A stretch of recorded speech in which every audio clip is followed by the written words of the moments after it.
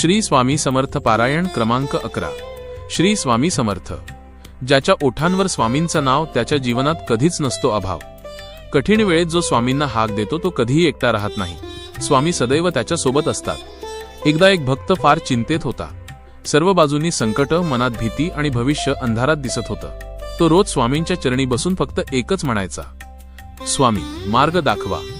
एक दिवस ध्यानात असताना त्याच्या अंतर्मनात स्वामींचा आवाज उमटला, घाबरू नकोस, वेळ बदलते पण माझी कृपा कधीच बदलत नाही।